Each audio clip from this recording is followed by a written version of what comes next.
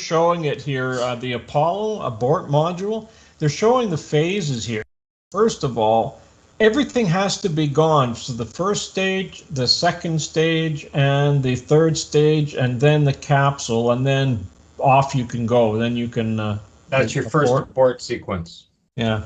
Yeah, I have the documentations on that for the Saturn V. So that means if it explodes, you're dead anyway, because there's no way to detach the capsule from that. Well, that little spike that's on top of a Saturn V rocket, that's if there's a problem when you're launching, that will pull the capsule off. But as soon as that rocket starts to move up the speed, that becomes ineffective.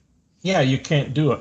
So your next abort sequence is you have to be basically after everything else on that rocket is fired is your first abort sequence when you just have the capsule. If that abort sequence starts, one of the things they're going to have to do is sever the connections between the command module and the service module and the third stage. But that's the first time they can do it. After the third stage, it releases out. Of course, the command module is not connected to the LEM at that time, so you're free of that. That's and then true. you just simply do a reentry. But any time in between that, there's no opportunity for an abort when you're on that rocket. If it's going to blow up, you're dead. It would have to occur below the point at which the heat shield would be required to protect the command module. Because if they came off with the service module as well as the command module, then nobody is being protected from re-entry, unless it's a very low-level re-entry. Well, they'd have to get rid of the service module. Yeah, they would. And that's done with explosive bolts. Basically, they have to be in space, in orbit, to be able to do that. If they don't achieve orbit, they're in trouble as well. Because those explosive bolts separating the command module from the service module would have to ensure that they didn't damage the heat shield through which these bolts that secure the two together are passed. And if those holes, the explosive bolts, separate the two, the command module and the service module, if those holes are not filled in and they have to return from orbit, they're going to burn up. The shielding, of course, was designed to come back from the moon at a much higher temperature. However, the other problem they're going to have when I was reading that stuff is if they're not in a stable orbit of any kind, when they're doing an abort, if the rocket messes up on them, and they get to that point, there's a certain angle of re-entry. It's a limited window on the angle of re-entry. Would they be able to achieve that angle for re-entry? Because if they came in too fast, they're toast, given the fact that they wouldn't be going any faster than orbiting speed at that point. If they were too shallow, they wouldn't skip out, but they'd miss their target and they're going to land somewhere on the land somewhere. Yeah. And that vehicle is not designed to land on land. Designed to land in water, and there's more water than land. So hopefully they'd hit water.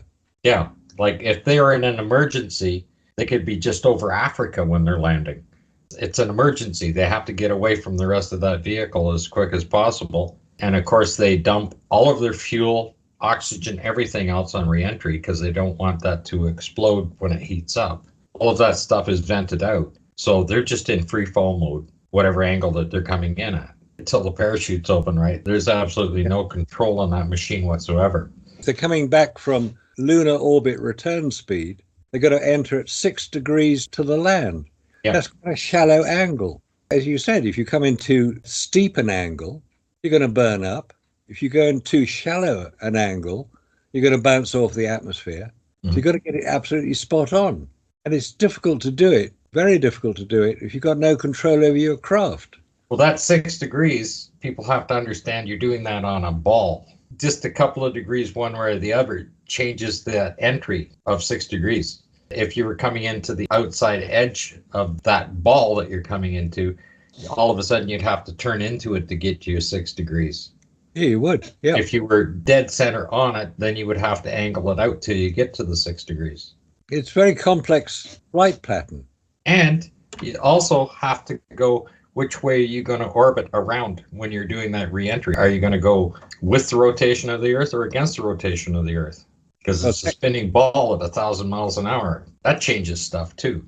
Well, you presumably come in to follow the angle or the rotation of the Earth. Because coming in against the rotation of the Earth, you've got completely different dynamics. You might not have that opportunity coming back from the moon. Well, If it's not coming in at the right angle, on the right trajectory, if something has gone wrong, yeah, you're going to be toast. But none of that happened. They all did perfect landings within a mile or so of the recovery vehicles.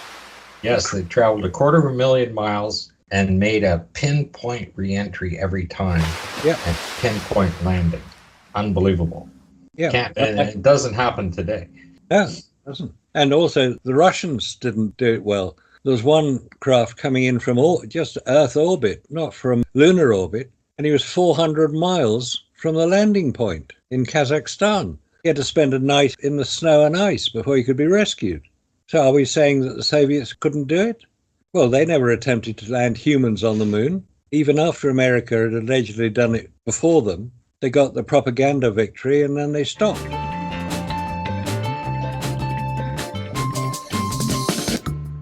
During launch, the spacecraft would be sitting on top of the Saturn V booster, filled with over 3,000 tons of highly explosive fuel. So the engineers designed a sort of ejector seat for the whole command module in case anything went wrong. The launch escape tower was a rocket at the front of the command module that would pull the command module away from the booster if there were a problem with the booster. The system would be triggered by 3 wires that ran down the entire length of the Saturn V booster. If we would lose power on 2 out of 3 wires, that signified that the booster is falling apart, and we would just get off.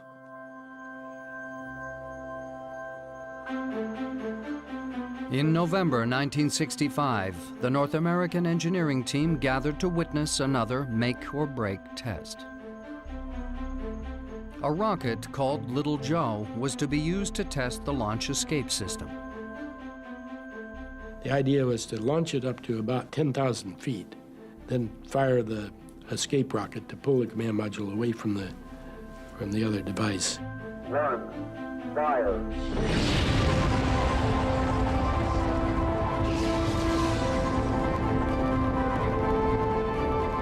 This time, they had made a little mistake in how they hooked up the roll gyros.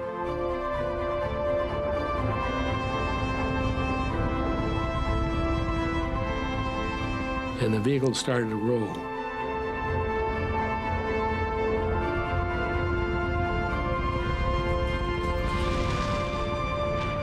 When it broke the link on the escape rocket. The escape rocket fired, pulled the command module right off the top.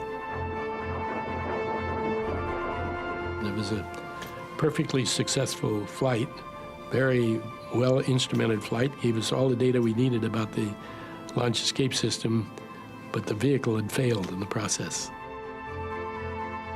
Ironically, the unanticipated failure of the Little Joe rocket provided the best possible test for the escape system, and it had performed perfectly.